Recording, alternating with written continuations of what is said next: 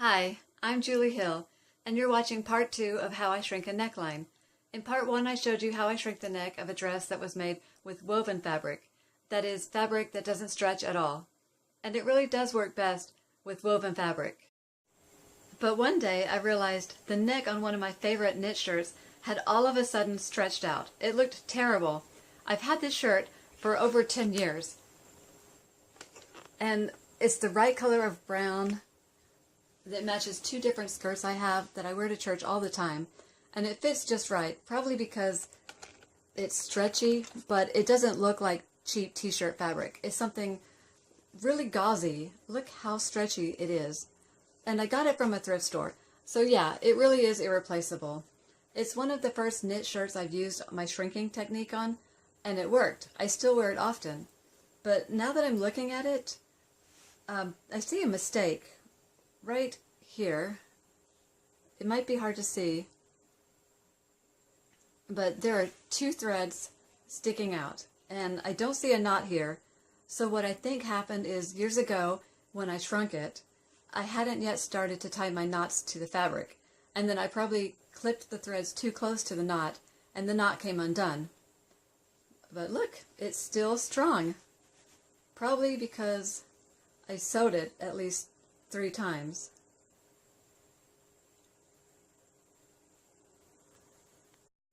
Now I'm going to show you how I shrink the neck of a knit shirt. Actually, this one that I'm wearing. It's not old or worn out. It's just that the neckband isn't stretchy enough to keep itself pulled tight. And when I'm done with it, it won't be able to stretch at all. Which is why I only use this trick on a shirt whose neck opening is large enough that it'll fit over my head without needing to be stretched when I put it on. So go ahead and look at it. You can see that it really hangs open here.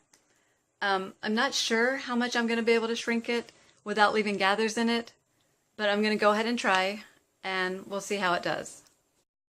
The first thing I do is decide whether or not to shrink the whole neck or just part of it. And I only need to do the front here. If I were going to do the whole neckline, I would probably start in the back and then make stitches all the way around and then finish up with a knot right here where I started. But on this shirt, I only have to shrink from about here to here.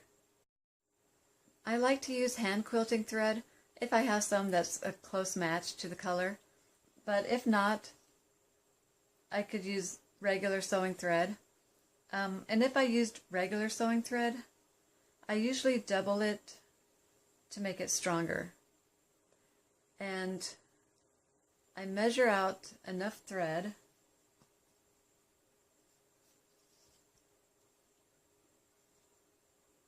to go all the way around, plus extra for the knots. And I like to use a tiny needle. It's time to put in one of my extreme knots that I showed you in part 1. Catch some of the fabric with the needle, make a loop, make your knot, but stick the needle through it before pulling it tight. Okay, and then I start sewing little stitches right on the inside near the top, but where they won't be seen from the outside.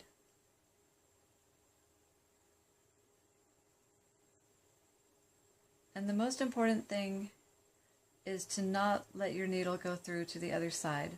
Like, don't even grab a tiny bit of fabric.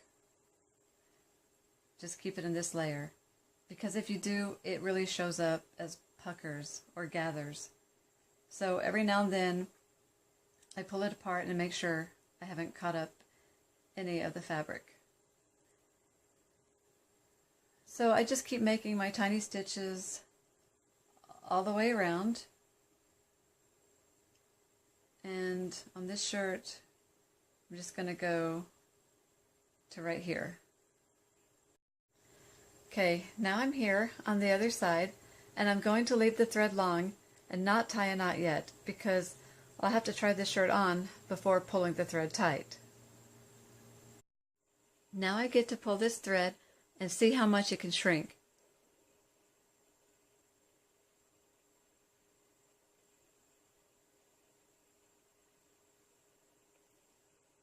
And spread the gathers out evenly.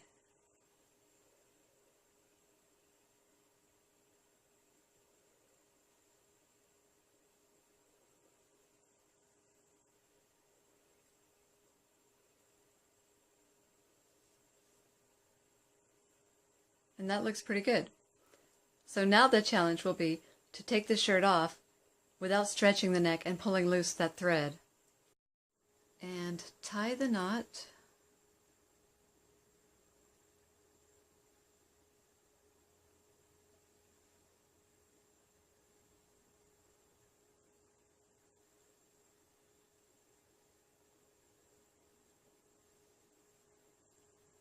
And tuck this thread in about an inch before cutting it.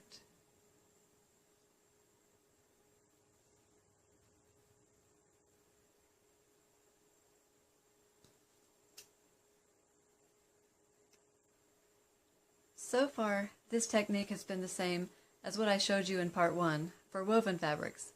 And if you're happy with it, you could stop here and be done. But I've found that knit fabrics slide around more, so the gathers can move around while you're wearing it, and they can settle and clump up in different spots, and you don't want that. So, to make sure the neckline stays smooth and the thread stays evenly tight, I sew another set of stitches. I put in my knot and sew right underneath my first set of stitches. But this time, I backstitch every few stitches, meaning I stitch about 4 stitches forward, but then I do 1 stitch backwards, like back on top of the stitch I just made.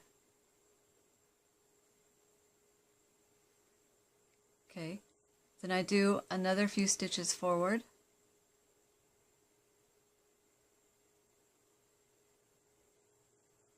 maybe 3 or 4 forward, and then go backwards for 1 stitch.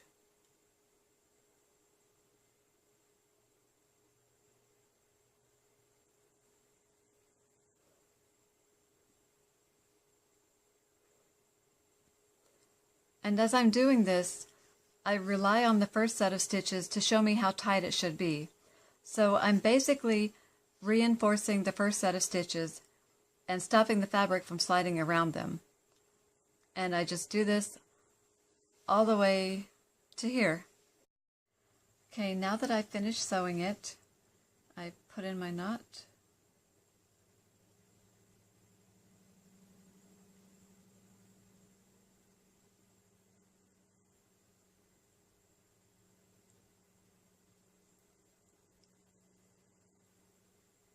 And hide the excess thread by putting it inside between the layers of fabric.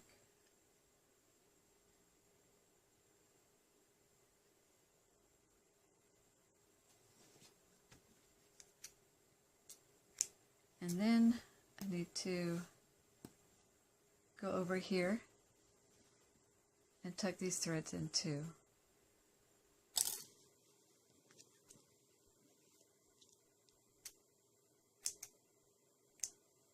And this is done.